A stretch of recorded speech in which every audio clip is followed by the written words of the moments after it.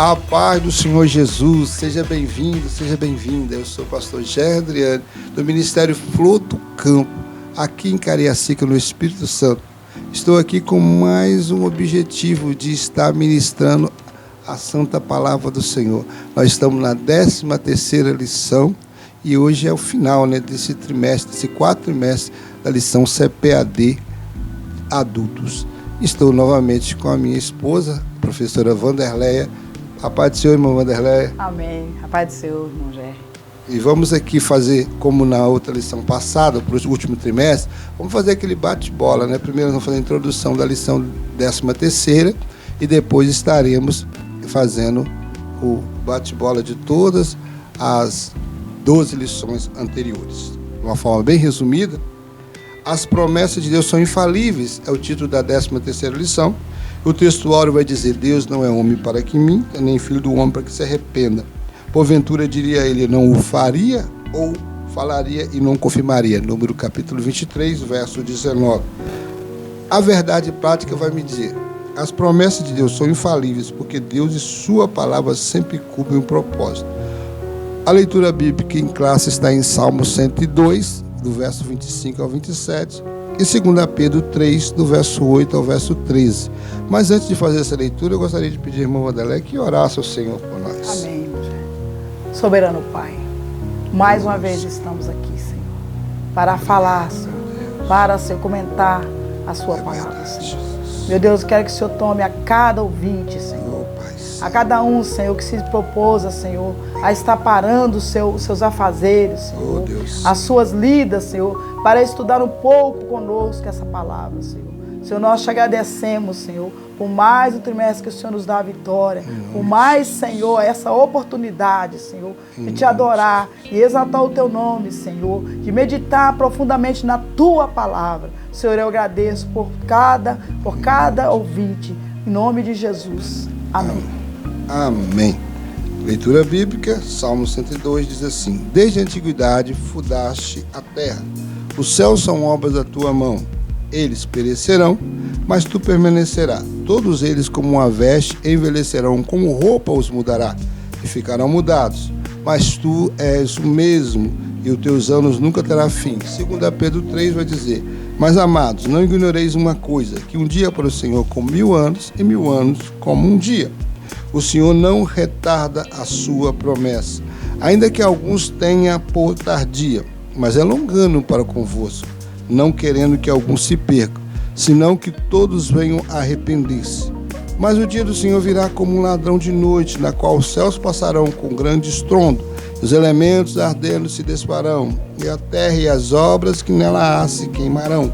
Havendo, pois, de perecer todas essas coisas, que pessoas vos convém serem santo trato e piedade, aguardando e apressando-vos para o vindo do dia de Deus, em que os céus em fogo se desfarão, e os elementos ardendo se fundirão. Mas nós, segundo a sua promessa, aguardamos novos céus, nova terra, em que habita a justiça. Os objetivos dessa lição são 3. O primeiro é apresentar a doutrina bíblica da infalibilidade da palavra, da infalibilidade de Deus. Segundo, explicar o aparente paradoxo a respeito de Deus não mente nem se arrepende. E terceira é afirmar que as promessas de Deus são infalíveis. Então nós vamos agora para o nosso bate-bola. Vamos começar desde a primeira lição até a 12ª e depois retornaremos na 13ª lição. A lição de número 1, que foi feita nesse trimestre, o trimestre tem um título: A promessa de Deus, confie e vivas as bênçãos do Senhor, porque fiel é que prometeu. O comentarista desse trimestre foi pastor Relinaldo Renovato, e a primeira lição vai falar sobre as promessas de Deus. Introdução dessa lição vai dizer: as promessas divinas têm como objetivo atender aos desígnios de Deus para se concretizarem. Elas dependem da fé plena nele e em sua palavra. Por isso, ao longo deste trimestre, estudaremos a respeito das promessas de Deus e dos seus desdobramentos em nossas vidas cristãs.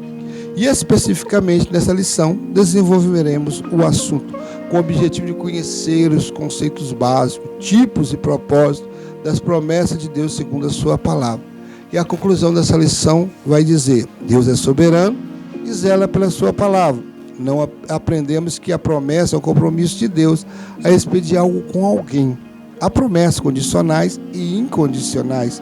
Vimos também que diferentes propósitos podem estar por trás do cumprimento de suas promessas, mas um dos mais relevantes é estreitar o nosso relacionamento com o Deus Todo-Poderoso e saber que Ele se relaciona conosco, seres humanos tão limitados, que Deus nos ensine a confiar nele e aguardar o cumprimento de suas preciosas promessas. A segunda título traz as promessas de Deus para Israel. E a introdução vai nos dizer assim: as promessas divinas para Israel foram proferidas há mais de 4.000 anos do advento do Senhor Jesus. Tudo começou quando Deus chamou Abraão e fez promessa a respeito do divino propósito de formar uma grande nação. Nessa chamada está implícita as promessas para Israel como nação ímpar dentre todos os povos da terra, a fim de uma forma especial cumprir os propósitos divinos para a humanidade. Por isso, nessa lição, veremos que muitas promessas de Deus para Israel são irrevogáveis. Elas foram feitas por Deus a Abraão, Isaac e a Jacó, e a Davi confirmada com o advento do Senhor Jesus. E a conclusão vai nos dizer assim: a promessa de Deus para Israel não pode falhar. O que Deus prometeu a Abraão, a Isaac e a Jacó, se cumpriu em parte, e terá seu cumprimento pleno nos tempos futuros, quando o Senhor Jesus voltar em glória e implantar o seu glorioso reino do milênio. Lembramos da palavra de compromisso do Senhor: ainda antes que houvesse dia, a ninguém há que possa fazer escapar das minhas mãos. Operando eu, quem impedirá? Isaías 43, 13. A lição de número 3, ela vai falar sobre as promessas de Deus para a igreja. A sua introdução vai dizer que a igreja de Cristo ela é portadora de promessas gloriosas de Deus. Ela foi idealizada pelo Pai, edificada por Cristo e guiada pelo Espírito Santo. É a comunidade dos salvos em Cristo Jesus para adorá-lo, servi-lo e ser agência propagadora do Evangelho de Jesus. Por isto, nesta lição, estudaremos a respeito da natureza das promessas divinas feitas às igrejas, as promessas propriamente ditas e condições para viver essas promessas de Deus para ela. E a conclusão da lição 3 vai dizer: as promessas de Deus para a igreja do nosso Senhor e Salvador Jesus Cristo são de grande valor espiritual. Como igreja, estamos integrados como membros desse corpo espiritual. Por meio de Cristo, as promessas do Senhor são grandiosas para todos que fazem parte da igreja. Nele viveremos a promessa da vida eterna, de poder e de glorificação final do nosso corpo. Os planos de Deus para a sua igreja são infalíveis. A lição 4 vai nos dizer: promessa e obediência. A introdução nos diz assim: a Bíblia apresenta uma relação entre promessa e obediência. Ao longo das Escrituras, percebemos que a obediência é um princípio divino que não acabou no Novo Testamento. Ela continua sendo requerida por nosso Senhor para vivermos promessas específicas de Deus neste mundo. O Deus que prometeu no Antigo Testamento é o mesmo que prometeu no Novo. E ao mesmo tempo exige do seu povo obediência à sua palavra. Entretanto, quais são os termos da obediência do novo concerto conforme revelado no Novo Testamento?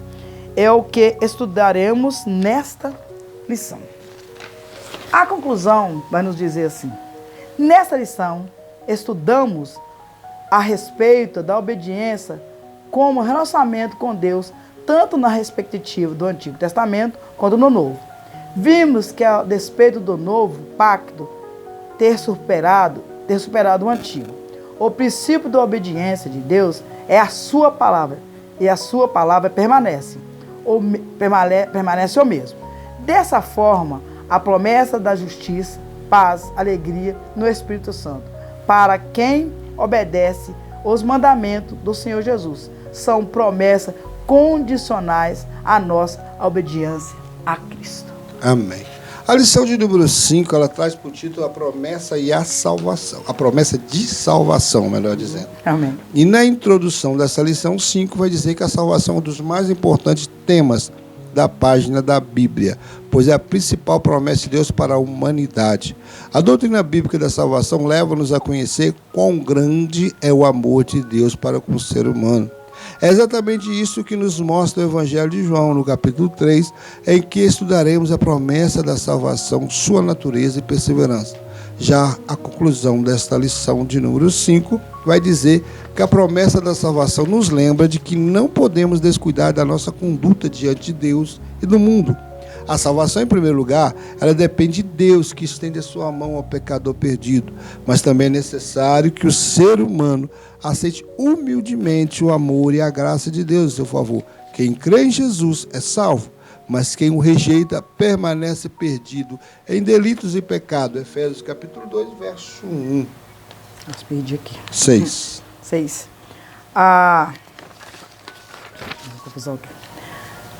lição 6 traz o título: A promessa de cura divina.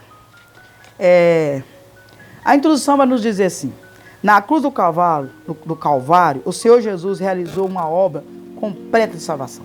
Essa obra, afetivada por Ele, nos autoriza a clamar pela cura divina. Nessa lição veremos que no plano divino, o Senhor nosso Deus desejou curar o seu povo para o alívio do sofrimento. Esse plano ocorreu de maneira poderosa no ministério de Jesus, sendo consumado no poder da obra do Calvário. Jesus Cristo cura, sim. E na conclusão vai nos dizer assim: nessa lição estudamos que a obra de Cristo no Calvário nos garante a salvação e a cura divina. Pelo nome de Jesus podemos orar uns pelos outros, para que haja experiência de uma cura divina. O nosso Senhor não mudou, Ele continua o mesmo.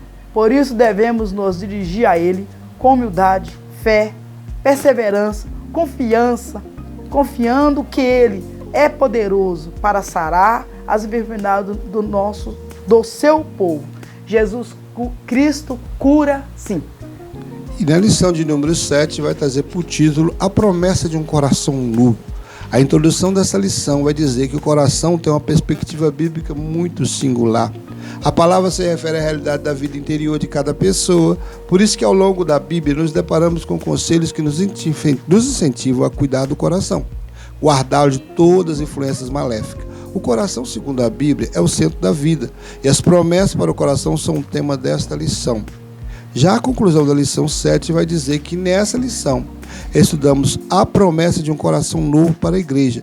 Ninguém pode ver o coração, pois ele se refere ao interior de cada um. A pessoa pode falar uma coisa e pensar outra. Pode prometer uma coisa e proceder de modo diferente. Tudo isso faz parte das fraquezas da condição humana. Contudo, mediante a sua onisciência, Deus sabe de tudo e de todas as coisas, tanto do universo quanto do coração do ser humano. Ele é o Senhor que esquadrinha o nosso coração, prova os pensamentos e recompensa cada um conforme as suas ações. Jeremias, capítulo 17, verso 10. A lição 8 nos fala, traz o título: A promessa de paz. E a introdução vai nos dizer assim: o Senhor Jesus é identificado na profecia de Isaías como o príncipe da paz. De seu principado deriva a paz, de que todo ser humano precisa. Por isso, nessa lição, estudaremos a respeito da promessa de paz que está presente na palavra de Deus. Veremos como a paz é representada no plano de Deus, bem como apresentada na perspectiva do mundo, e principalmente na perspectiva do mundo, principalmente a paz que Jesus prometeu para cada um de seus seguidores. E na conclusão vai nos dizer assim: vimos que a paz de Deus tem a ver com bem-estar, repouso e quietude, mesmo nas horas de grandes tormentos, contrastamos essa perspectiva de paz com a do mundo, que compreende que a paz é mera ausência de guerra, ou se resume a períodos limitados de prazeres. Apresentamos que a paz de Deus é uma virtude profunda, elevada e eterna. Não se trata de algo passageiro, mas de um estado permanente, que é independente das circunstâncias, é a paz que Jesus prometeu. Lição de número 9 vai falar sobre as promessas para pais e filhos. A introdução dessa lição diz que nessa lição estudaremos a respeito das promessas de Deus voltadas ao relacionamento entre pais e filhos. Vivemos em um contexto desafiador na criação de filhos, mais desafiador ainda é o relacionamento entre pais e filhos. Contudo, a palavra de Deus nos supre com precioso ensinamento, é que os pais e filhos podem desfrutar de uma relação de confiança e proteção na família, no lugar que podemos usufruir das bênçãos de Deus. As promessas de Deus podem se cumprir no relacionamento entre pais e filhos. E a conclusão da lição 9 vai dizer para mim e para você que a vontade do Altíssimo é que as suas bênçãos celestiais estejam sobre a nossa casa, sobre a nossa família, sobre o nosso relacionamento com nossos filhos. É verdade que não é fácil formar os nossos filhos, mas também é verdade que não estamos sozinhos nessa difícil tarefa. Busquemos em Deus a sabedoria que nos falta para saber disciplinar de maneira equilibrada e ao mesmo tempo abraçá-los quando mais precisarem. Deus é zeloso pela nossa família. A lição 10 vai trazer o título: A promessa da proteção divina. A conclusão vai nos dizer assim. A introdução, né? A introdução vai nos dizer assim. Nessa lição, tomamos a Efésios 6 e o Salmo 91 para estudarmos a promessa de proteção que Deus faz ao seu povo, diante das investidas do maligno, contra a nossa vida. Assim, ao longo das Escrituras, o inimigo se apresenta contra nós, não é o ser humano, mas um ser espiritual. Por isso, a nossa batalha não é contra a carne e sangue, mas contra Satanás e seus demônios, uma vez que estamos no relacionamento verdadeiro com Deus, por meio de seu Filho. Não precisamos temer o maligno, pois o Senhor nos disponibiliza armas espirituais para sermos vencedores de Cristo Jesus. E a conclusão vai nos dizer assim: em Deus podemos desfrutar de proteção e segurança. Sabemos que a nossa vida cristã não é livre de ataques malignos. Contudo, temos um Deus que é o nosso protetor. Podemos experimentar o seu refúgio e a sua fortaleza. O seu Filho, nosso Senhor Jesus Cristo, nos escondeu em sua presença e nos protege de todo mal. Assim, na força do Espírito Santo, vestidos com a armadura espiritual, podemos resistir às investidas desse lado do maligno. O Deus de Jacó é o nosso escudo e refúgio. Nele estamos seguros e protegidos. Amém. A lição de número 11 vai falar sobre a promessa de provisão. E a introdução já nos diz assim, que nessa lição estudaremos a promessa de provisão para o crente em sua necessidade. Sabemos que a Bíblia revela que o ser humano é composto de corpo, alma e espírito. Por isso podemos afirmar que ele tem necessidades físicas, emocionais e espirituais. À luz de Mateus 6, percebemos a importância que o nosso Senhor dá a todas as esferas da natureza humana. Por isso, nessa lição, estudaremos acerca das instruções como promessas que o Senhor dá a respeito das inquietações e preocupações da vida.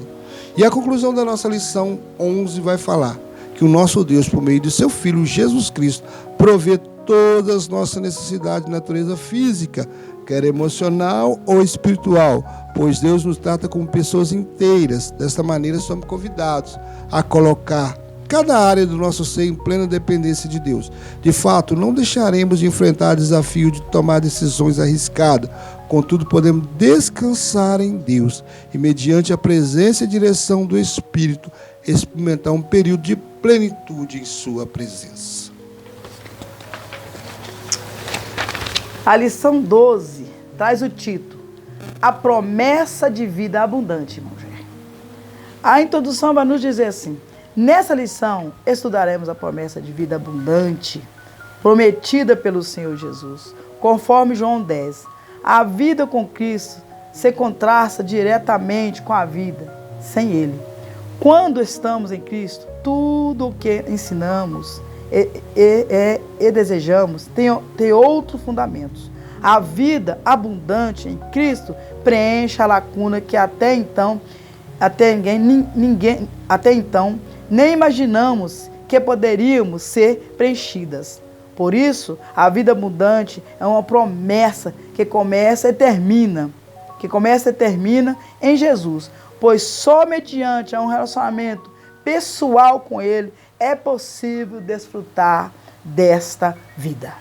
E a conclusão vai nos dizer assim: o Senhor Jesus é a fonte de vida abundante, pois Ele mesmo nos prometeu.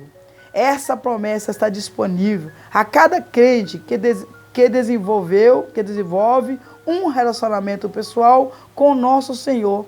Nesse relacionamento, a nossa família é abençoada e podemos desfrutar de copiosas bênçãos, além de andarmos em alegria e gratidão, em gratidão e espírito. A vida abundante em Cristo é a nova vida que Ele prometeu para os que creem nele como Salvador e Senhor de nossas vidas. Amém. Assim nós encerramos então a recapitulação de todos os trimestres, né?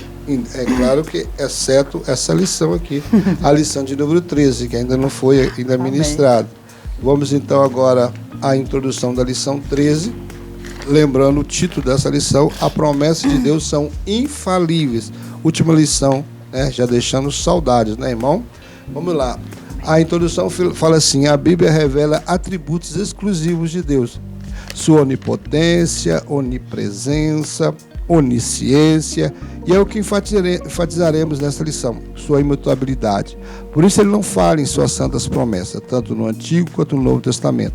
A infalibilidade de Deus e suas promessas é um tema de grande valor, que fortalece a nossa vida espiritual e aprofunda o nosso relacionamento com Ele.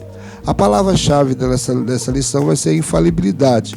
E já vamos iniciar o primeiro tópico, já falando sobre um Deus infalível e a infalibilidade desse Deus, que é o primeiro subtópico. O Salmo 102, ele revela a autoridade de Deus, exemplificada pelo seu governo sobre a criação. Contudo, o salmista faz contraste entre Deus e sua criação.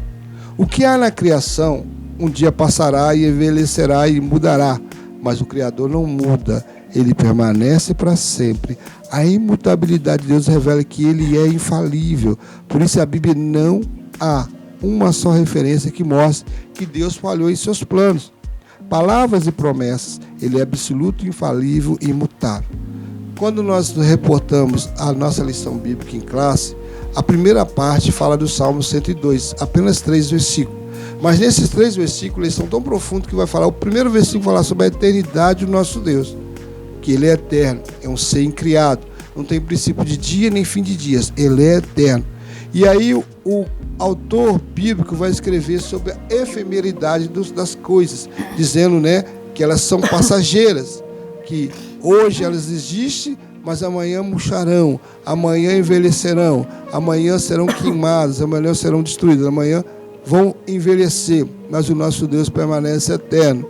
E o último versículo vai falar sobre essa imutabilidade do nosso Deus, que ele não muda. Mesmo que todas as coisas mudam, ele é o mesmo e os teus anos nunca terão fim. Nós vamos ver Tiago escrever na sua carta, dizer que todo dom perfeito, toda boa dádiva desce do alto, do Pai das luzes, onde não há mudança nem sombra de variação. Ele não muda. Hebreus também vai dizer sobre isso, que Jesus Cristo é mesmo ontem, hoje e eternamente. Está dizendo também mais uma vez da imutabilidade do nosso Deus. Não existe essa mudança de caráter, mudança de pensamento, mudança de eras. Ele não muda, ele vai ser sempre o mesmo, como foi no passado, foi no presente e será no futuro. Sempre Deus será o mesmo. Isso é essa primeira parte. Já no segundo subtópico, fala sobre uma promessa infalível. em 2 Pedro, já é a segunda parte da nossa lição bíblica em classe. Fala que vemos que o apóstolo Pedro tem o propósito de responder à igreja a respeito da suposta demora do retorno do Senhor Jesus. Ele explica que o tempo de Deus é diferente do nosso, pois Ele é o Criador e nós somos a criatura, né?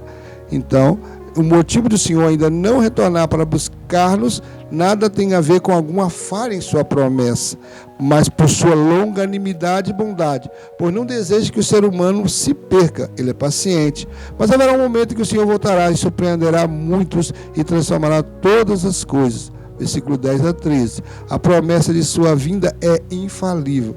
Então, o comentário sobre essa primeira parte de 2 Pedro fala sobre a questão de Pedro falar que 1000 anos para Deus é como um dia e um dia para Deus como 1000 anos.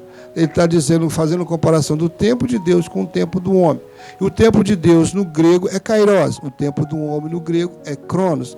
O tempo de Deus, ele estava sempre na eternidade. Você vai ver o Salmo de número 90, que é o Salmo de Moisés, ele vai falar, de eternidade em eternidade tu és Deus. Por quê? Porque Deus sempre viveu na eternidade. Ele nunca viveu fora da sua eternidade.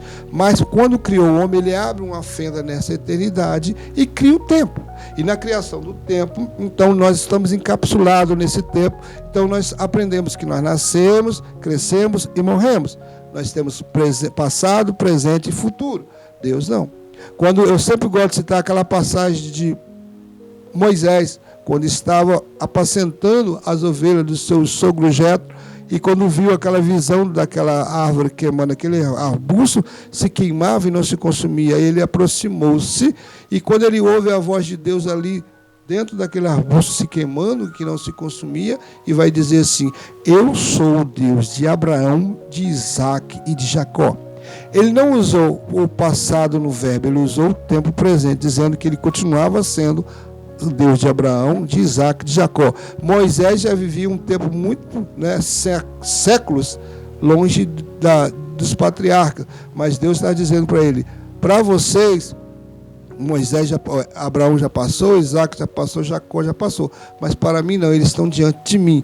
Então Deus, ele vê desde o primeiro homem até o último homem, seja que ele esteja lá no Hades, no lugar de tormento, ou que ele esteja no paraíso de Deus agora, mas Deus contempla todos. Então a morte só existe para nós na terra, para Deus não, ele está sempre contemplando. E ele já conhece também o futuro, e ele já sabe a lista dos salvos. Então para Deus não existe nenhuma surpresa quanto à questão do tempo.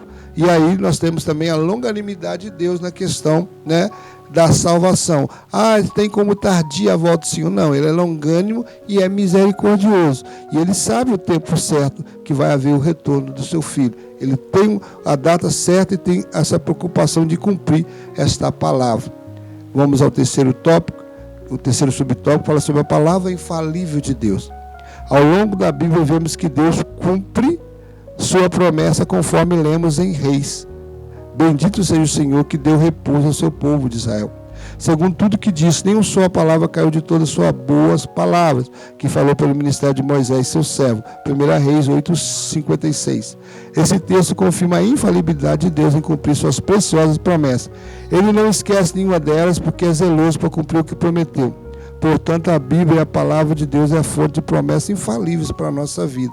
Então, nós temos que ter essa convicção, irmão Vanderlei, que Deus ele é infalível, embora que nós aprendemos, durante toda essa recapitulação que fizemos aí, é que verdadeiramente também existem as promessas condicionais e incondicionais. As condicionais, elas dependem da nossa obediência, como a lição foi falada, promessa e obediência. Se não houver obediência, não tem promessa. Aquela história, que cantam por aí, que você não vai morrer enquanto não se cumprir as promessas na sua vida, não vá nessa história, porque verdadeiramente isso é uma falácia. Porque se de repente você não está andando em obediência, o Senhor pode até prometer algo na sua vida, mas só vai cumprir se houver obediência da sua parte. Aí não só depende de Deus, depende do homem. As promessas infalíveis não. Por exemplo, o arrebatamento da igreja. Essa é uma promessa incondicional. Se você que está me ouvindo não crê, vai haver o arrebatamento. Se você crê, vai também haver o arrebatamento, porque é a soberana vontade do Senhor. Quando você vai no Velho Testamento, você vai ver promessa de Deus que Jesus viria na plenitude do tempo como homem. Veio ou não veio? Veio. Cumpriu a promessa. Foi à cruz? Foi. Cumpriu Isaías 53? Cumpriu. Ele foi à cruz, ele sofreu, pagou o preço, derramou seu sangue por nós, ressuscitou no terceiro dia, então está agora à destra de Deus Pai a interceder por nós. Então ele foi fiel no cumprimento da sua primeira vinda. Será que ele não seria fiel na sua segunda vinda? Então nós temos certeza que o nosso Deus vai cumprir sua promessa. Prometeu, né? O Senhor prometeu a Eva, né, que da sua semente viria um, né? Que esmagaria a cabeça, né, da serpente. Da serpente, isso mesmo. E isso se cumpriu, né, da semente da mulher. O Senhor Jesus, ele nasceu e cumpriu seu ministério aqui e ele venceu a morte, né? Ao terceiro dia ele ressuscitou, né? E a Bíblia fala que ele desceu a sepultura, né? Ele desceu ali a região de Hades e tomou a chave da morte, né? Então ele se cumpriu aquilo que ele disse. A promessa de Deus é fiel. O que nós aprendemos nessa lição, né? Igual está no título da nossa capa, diz: confie e viva as bênçãos do Senhor, porque fiel é que prometeu. Então nós sabemos que Deus, ele é fiel em todas as suas promessas. Então nós vamos ver que Deus não mente nem se arrepende, é o segundo tópico. Aí nós vamos falar, agora não vamos falar mais sobre a leitura bíblica, vamos falar sobre o texto áureo. O texto áureo da nossa lição está em Números 23, 19, e diz que Deus não é um homem para que minta, nem filho do homem para que se arrependa. Porventura diria ele não faria, ou falaria e não confirmaria? Números capítulo 23, verso 19. Eu não vou estar lendo todo o tópico, eu vou só explicá-lo para nós ganharmos tempo, que nós ainda temos um terceiro tópico para ser explicado. Mas olha só, o que fala o primeiro subtópico? Fala: Deus não mente nem se arrepende. Né? Nós vemos aí nesse textuário o Balaão, sendo usado por Deus, vai falar isso, que Deus não é homem para que minta, nem filho do homem para que se arrependa. Então você vai ver no verso 20, no mesmo capítulo, no verso posterior, vai dizer: eis que recebi o mandado de abençoar, pois ele tem abençoado e eu não posso revogar. Assim Balaão não podia fazer o que Deus não havia decretado. Deus falou: Balaão, você vai, mas vai falar o que eu te mandar. Então você vai ter que obedecer às minhas palavras. Então quando ele fala isso, que Deus não é homem para que minta, nem filho do homem para que se arrependa, ele está falando uma palavra que Deus mandou ele falar. E aí ele vai falar assim: só que Deus, ele manda, e ele determinou. O mandamento que ele me deu é para abençoar, e eu não posso revogar um decreto do Senhor. Ninguém pode, homem algum, né? Nem na região celestial, nem na terra, nem entre os anjos, nem entre os demônios. Ninguém consegue revogar um decreto do Senhor. Então Deus determinou que ia abençoar Israel. Mas existe, né, um texto que tenta contradizer esse texto que nós lemos. Deus se arrependeu? É a pergunta que se faz no segundo subtópico. Aí você vai em Gênesis 6 e vai falar que ele se arrependeu de ter feito o ser humano, pois pesou-lhe o coração. Aí o ser humano, ao contemplar o caminho da corrupção e violência que a humanidade decidiu trilhar. Então aí é a pergunta: afinal de contas, Deus se arrepende? É uma pergunta que fica aqui na lição para vocês responder. Você acredita que Deus se arrepende? Mas nós vamos para o terceiro subtópico desse tópico para dizer que uma aparente contradição. Por quê? Porque ele se entristeceu com a escolha que o ser humano fez. O pesar-lhe o coração aí. Deus, nós falamos no início, já no primeiro, na introdução, sobre a sua onisciência e a sua onipresença e a sua onipotência. São atributos incomunicáveis do Senhor. Então, a sua onisciência, Marlene, e a sua presciência, Marlene, ele sabe das coisas antes de acontecer. Então, aí eu vou para Apocalipse capítulo 13, que vou até falar no terceiro tópico, no Apocalipse capítulo 13, no verso 38, na última parte, na parte C desse versículo, fala assim, que Jesus, que é o livro do Cordeiro, né, que no livro do Cordeiro, deixa eu achar aqui que é melhor eu ler do que eu falar, né? Acho que tem esse texto aqui até na própria lição. Deixa eu procurar aqui na Bíblia, melhor. Apocalipse 13, 8. 13, 8. Achei aqui já. Achou? 13, página 8. E adoraram todos que habitam sobre a terra, estes cujos nomes não estão escritos no livro da vida do Cordeiro, que foi morto desde a fundação do mundo. Essa última parte do versículo é que nos interessa. É claro que esse texto fala sobre a manifestação do anticristo, mas no verso 13, no final, fala do livro da vida do Cordeiro, que foi morto antes da fundação do mundo. Então o que ele está dizendo aqui? Quando não há surpresa para Deus, então Deus já estava preparando Jesus desde a fundação do mundo para ser o Cordeiro morto, para pagar o preço. E o homem ainda nem tinha sido formado e Deus já tinha um Salvador, porque Deus já sabia que ele ia pecar. Como ele ia se arrepender então de ter criado o homem? Se ele sabia que o homem ia pecar. Ele se arrependeu sim, de ter preparado tudo para que o homem lhe obedecesse. E no capítulo 6, justamente no livro de Gênesis, no capítulo 6, é o capítulo que fala sobre a corrupção do gênero humano. Então aí é onde que Deus se arrepende por causa da corrupção. Até então, até o capítulo 5, havia duas linhagens separadíssimas, né? A linhagem de Sete, a linhagem piedosa que serviu o Senhor, e a linhagem de Caim, a linhagem que não servia ao Senhor, a linhagem ímpia, que não queria nada com Deus, se afastou de Deus.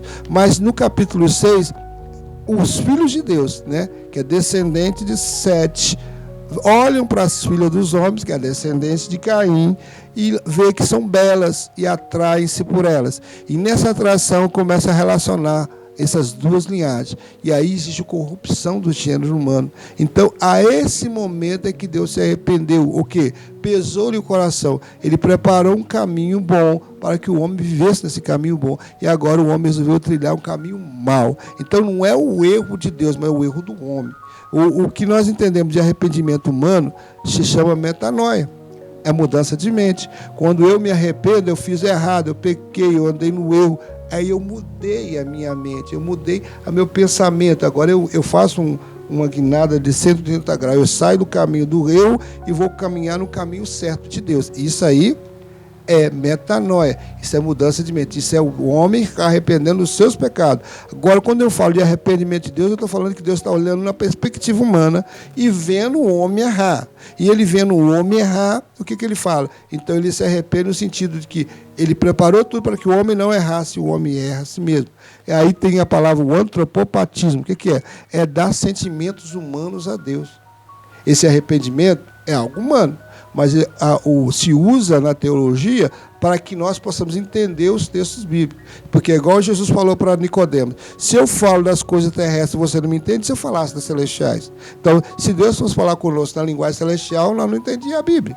Então, Deus usa os escritores bíblicos usando esse princípio da antropopatia para fazer com que nós entendamos Deus mediante a sentimentos que não são dele, sentimentos humanos, mas para entender que Deus também pode mudar de ideia em certas situações, né? Não que ele errou, mas que o homem andou no caminho errado, então ele resolveu tratar com esse homem. Aí ele vem trazendo juízo, que é o juízo, né, do dilúvio com Noé.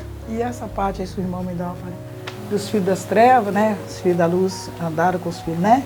As trevas. E isso nós temos, é muito atual, nós temos que ter muito cuidado com os de hoje, porque a gente vê muitas das vezes os filhos de Deus, tem muitas pessoas que eles estão eles ficam assim tentando imitar aquilo que os filhos das trevas estão fazendo. Às vezes eles tentam trazer para dentro da casa de Deus o modismo do mundo, aquilo que não agrada ao Senhor. Então nós temos que ter muito cuidado com isso. Aí o que aconteceu? Os filhos da luz, né? Se misturaram, tá falando que o filho de Caim, né? Se misturou com os filhos de Sete. Se misturou com os filhos do Sete, olha só. Quer dizer, foi os filhos da luz, aí, foi os filhos do Sete que ficou atraído pelos filhos, pelas filhas de Caim. De Caim, quer dizer, a pessoa de Cristo, a mesma coisa que nós estamos na presença de Deus, olharmos para as coisas do mundo e desejarmos. É mais ou menos Salmo 73, que o salmista fala assim, que ele olhou, né, ele foi olhando o ímpio, ele foi tendo inveja do ímpio, ele foi vendo que os ímpios tinham tudo, e ele falou assim, e ele chegou a quase se desviar, de tanto que ele olhava o ímpio. Mas o Senhor nos mostrou, né, lá no versículo 10, que ele viu que o Senhor colocou ele no lugar escorregadio. Então, o que aconteceu? Os filhos eram os filhos da luz, né? Os filhos que nasceram para adorar o Senhor, ficou atraído pelas coisas do mundo que não agradava ao Senhor. Temos que ter muito cuidado, irmão. Amém. Uma coisa que eu quero esclarecer aos irmãos sobre esses dois versículos. Mas o dia do Senhor virá como ladrão de noite. E o verso 12, aguardando e apressando-vos para o dia de Deus. O dia do Senhor e o dia de Deus. Nós podemos ver na Bíblia, pelo menos, o dia do homem, que é o 6º dia da criação. O dia de Cristo, que é o dia do arrebatamento da igreja. Tem o tribunal de Cristo, que é o tribunal do galardão. E nós temos o dia de Deus. Esse dia de Deus, o comentarista colocou essa lição, mas não podemos confundir com o dia do arrebatamento da igreja. Porque depois que a igreja for arrebatada, que é o dia de Cristo, vai ter alguns eventos escatológicos que vai acontecer até acontecer esse dia de Deus, que é o dia que os elementos queimarão, né, como o apóstolo Pedro deixa bem claro aqui na lição, né, dispararão, os elementos ardendo se fundirão, né, se disparar, isso, a terra e as obras que nela há se queimarão. Isso tudo vai acontecer, vai ter que haver primeiro, como nós já estamos crendo que acontece, que está acontecendo nos nossos dias, né, nós acreditamos que já estamos no princípio das dores, né, já estamos vivendo isso. Nós temos a próxima ação escatológica, que seria o arrebatamento da igreja, e consequentemente, após o arrebatamento da igreja, no arrebatamento da igreja já vai haver o tribunal de Cristo, que é o tribunal dos galardões, e simultaneamente a isso, na terra vai estar acontecendo a grande tribulação. E aí, na segunda fase da volta de Cristo, visível no final da grande tribulação, para findar a batalha de Armagedon, né, prender Satanás por 1000 anos, o anticristo, o falso profeta, sendo lançado no lago de fogo, inaugurando o lago de fogo, que é o destino final de todos. E assim Jesus vai estar instaurando o juízo das nações. O que é juízo das nações? Está lá em Mateus 25, né? O rei sentado no trono, do seu lado à direita ele coloca as ovelhas, os cordeiros, e à esquerda ele coloca os bodes, separando as nações que levantaram-se a favor de Israel na batalha com o anticristo e aquelas que levantaram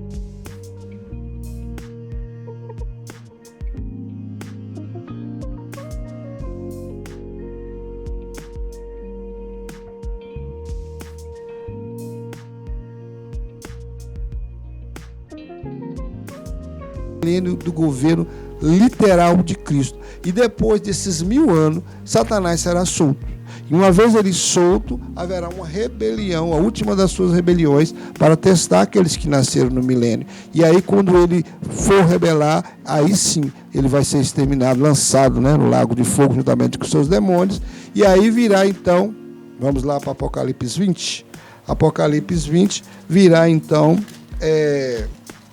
verso 11, né? Virá então o último dos grandes juízos, o juízo do trono branco, e é o juízo, né, da segunda ressurreição, onde todos os ímpios, desde Caim, se levantarão para se apresentar diante de Jesus para ser julgado por ele. E olha só, pode ler o verso 11, Mané. Eu vi um grande trono branco e o que estava sentado sobre ele, e de cuja presença fugiu a terra e o céu, e não se achou lugar para eles. Acredita-se, esse texto verdadeiramente é o momento que isso que Pedro falou vai acontecer. Esse é chamado dia de Deus. Que quando se manifestar o trono branco, todos os elementos, sol, lua, estrelas, a própria terra, esse céu, essa atmosfera que você vai estar vendo aí, vai estar queimada, vai ser queimada, vai ser enrolada, né, igual se enrola, né, uma cortina velha, pronta para ser jogada fora. Assim Deus vai fazer no momento do dia de Deus. Então eu só estou dando esclarecimento para que não confunda esse dia de Deus com o dia de Cristo, que é o dia do arrebatamento da igreja. E vamos então para a terceiro tópico, né? Leia aí para nós, irmã, as infalíveis promessas de Deus. As infalíveis promessas de Deus. Um plano glorioso. A queda do ser humano não pegou Deus de surpresa. Pelo contrário, havia um plano delineado por ele desde o início, conforme lemos em Apocalipse. E adoraram a todos os que habitam sobre a terra, esses cujos nomes não estão escritos no livro da vida do Cordeiro, que foi morto desde a fundação do mundo. Um plano glorioso que segundo o conselho segundo o conselho da sua vontade, havia sido planejado por meio de Jesus, nosso Salvador. Assim, o ministério da salvação foi revelado como promessa infalível de Deus. Amém. Irmão Jerry, aqui nós bem entendemos que o Satanás, ele não pega, né? O homem, ele nada sai do controle. O Senhor tem controle de todas as coisas. Aquele do ser humano não pega o Deus de surpresa, não é isso? Quando Adão, ele, né, novamente, sempre voltamos no princípio, né? Ele ali desobedece, né? E come aquela fruta e faz desobediência. E ali ele estraga, né? Um plano perfeito, ele estraga ali ele traz o pecado para toda a humanidade. Mas o Senhor já tinha um plano, né? Porque a Bíblia fala que Deus, diante da fundação do mundo, ele já era o Cordeiro morto. Né? Aleluia. Então ele já sabe. Eu acho engraçado, irmãos, que quando Jesus vai para o monte orar, né? O Satanás chega, sempre gosta de repetir esse texto, ele fala assim para ele, se tu é filho de Deus, primeiro ele fala, se é filho de Deus, faça com que essa pedra, né, vire em pão. Ele sempre tenta achar que ele pode fazer algo, que ele pode surpreender o nosso Deus. Mas a Bíblia diz também que ele diz assim, ele pega o Senhor Jesus e leva ao penáculo do templo, né? E diz assim, se tu é filho de Deus, pule daqui para baixo. O Senhor diz, né? Não tentará o Senhor teu Deus. Irmãos, o nosso Deus, ele já traçou todo o plano. E não há nada que o homem possa fazer para atrapalhar e frustrar os planos de Deus, irmão Jair. Amém. O homem não tem essa capacidade. Aqui, irmãos, nós nessa lição, nós estudamos as promessas de Deus. As promessas. Mas de todas essas promessas, irmãos, eu gostaria que os irmãos meditassem em suas casas a lição 5, a promessa da salvação. Porque todas essas promessas, irmão Jair, ela está vinculada à promessa da salvação. Amém. Todas elas. E no terceiro subtópico vai estar falando assim. Segundo agora? Segundo subtópico. A eternidade. Juntamente com o seu plano de salvação, Deus promete a vida eterna. A 1 de João, capítulo 2, versos 24 e 25. Isso mostra que não fomos criados para a queda, para a rebelião contra Deus e, consequente, a finitude. Fomos criados para, eternamente, andar e viver na presença de Deus. Dessa forma, o Senhor Jesus é o garantidor da eternidade que um dia experimentaremos por ocasião de sua vinda e transformação do nosso corpo corruptível em um incorruptível, celestial. A 1 aos Coríntios, capítulo 15, versículo 54. O nosso Senhor, Ele nos prometeu a vida eterna. Ele nos prometeu que um dia, irmão, Ele irá nos buscar. Verdade. A Bíblia diz que lá em Atos, capítulo 1, né, que diz assim que eu vou. Ele fala com os seus discípulos, eu vou e vou preparar-vos lugar. E verei outra vez e levarei para junto de mim. Então, irmãos, não há como. Deus não fez o homem para sofrer nessa terra. Deus, Ele nos fez eterno. Por isso, irmãos, as pessoas me perguntam assim, irmã Leia, mas se nós, aqueles que vão, né, para o inferno, aqueles que não subirá na presença de Deus, que Deus falar, afaste de mim que eu não vos conheço, o que acontecerá com a alma e o espírito? Eternamente ficará no sofrimento, irmão Gênio. É triste pensar assim. Mas porque Deus Deus nos criou para ser um ser eterno. E para Deus não é Deus de mortos, somente de vivos. Não é isso? Para Deus nós estamos todos vivos na sua presença. Então, tanto faz aqueles que vão para o inferno e aqueles que vão herdar o céu, todos eles terão um corpo transformado, não é isso, irmão Gênio? Tanto faz para perdição ou para salvação. Então nós temos que saber que Deus não nos fez para morrer, meu irmão. Deus nos fez para herdar a vida eterna. Então é que quando eles tiverem que se comparecer, né, quando nós falamos sobre o tribunal de Cristo, né, na verdade o último do juízo, que é o juízo do trono branco, eles terão um corpo, é claro que não glorioso como o corpo da igreja. Esse será um corpo em glória, né? Sem glória nenhuma. Sim. Mas, todavia, um corpo preparado para viver a eternidade. Na mesma forma que nós, né, vamos ter um corpo preparado para viver a eternidade com Cristo, né, no dia do arrebatamento, ou no dia que o Senhor nos chamar à eternidade, quando a igreja for arrebatada, tanto os mortos que ressuscitarão, quanto os vivos que serão transformados, receberemos um corpo glorioso que pode resistir e viver a eternidade. Você vai ver Paulo, em 1 Coríntios 15, vai dizer que carne e sangue não herdarão o reino dos céus. Por quê? Porque essa carne e sangue foram feitas para viver aqui na terra. Quando o homem for arrebatado, seja no dia do arrebatamento, né, a igreja, seja no dia do trono branco para os ímpios, todos terão que ter um corpo realmente transformado para viver a eternidade. Tanto é que serão lançados no fogo ardente, e a Bíblia fala que lá o bicho não morre. Então não tem pessoas que lá o verme não tem como morrer, né? Vai sofrer e não vai haver morte. Então, é esse corpo aqui que está falando, incorruptível. Isso. Eu não sei se eu posso dizer que é um corpo semelhante ao corpo de Cristo, né? Quando depois que ele morreu, né?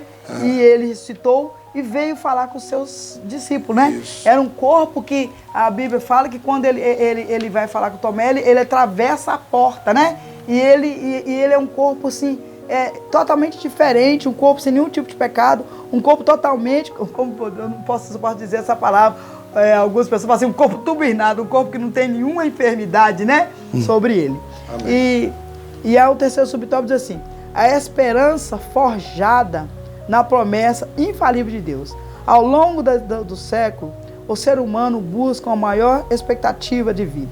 Ele tem buscado no suporte dos avanços da medicina, dos novos recursos científicos e tecnológicos, à disposição da humanidade. Mas o envelhecimento e a morte são realidades vivenciadas pelo homem. Inexoravelmente. Contudo, os que têm a sua esperança forjada na promessa infalível de Deus sabem que nada neste mundo pode enfraquecer a alegria da salvação que desfrutamos em Cristo Jesus. Compreendemos que a vida é um dom de Deus, irmãos, e que por isso, de maneira grata, alegre, tomamos o caminho com Deus até chegar o dia em que conhecemos Ele como Ele nos conhece. Amém. Irmão Gé, o Senhor Jesus, Ele nos conhece, irmão Gé. Verdade. O Senhor Jesus, irmão, nós tentamos de todas as maneiras. Nós vemos aí a tecnologia, as pessoas cada dia mais tem cosmético, tem vários tipos de produtos, né, que as pessoas tomam ou injetam os seus corpos. Ali temos vários tipos de cirurgia, botox, tem muita coisa que as pessoas fazem, pigmentação na pele, tudo para mantermos essa vida. Nós tentamos de todas as maneiras, irmão Gé, a prolongar essa vida, né? A prolongar essa vida aqui na terra, porque muitas vezes por desespero e medo, irmãos. Irmãos, eu quero dizer para vocês que nós que estamos em Cristo Jesus, sabemos que um dia nós deixaremos esse corpo. Mas, irmão Jerry, para onde iremos? A glória. Para a morada do Senhor. E o que nós temos, qual a diferença de mim e de você e do mundo? A diferença, irmão Jerry, é que nós sabemos a quem nós servimos. E nós sabemos que isso aqui é passageiro, irmão Jerry. E que em todas as promessas que está aqui, promessa de vida abundante, promessa de proteção, né? Promessa de todas essas promessas que nós falamos aqui, essas 12, né?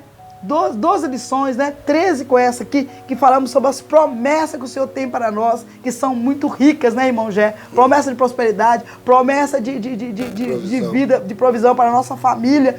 Nós temos todo tipo de promessa, mas nós sabemos, irmão Gé, que Deus, a maior promessa, irmão Gé, é sabermos que se eu deitar e não acordar mais, esse corpo não mais suportar, eu irei estar na glória com meu Glória Deus. a Deus. É essa promessa que nós verdade. devemos estar firme, confiante. Nós passamos, não sei se eu posso dizer, nós passamos hoje, né, por uma grande tristeza, irmãos. Perdemos uma amiga, né? Mas o que me alegrou no dia de hoje, nós tivemos um velório, né, de uma pessoa muito jovem. Mas o que me alegrou, irmãos, irmã Leia, mas você se alegrou, sabe o que eu me alegrei, irmão?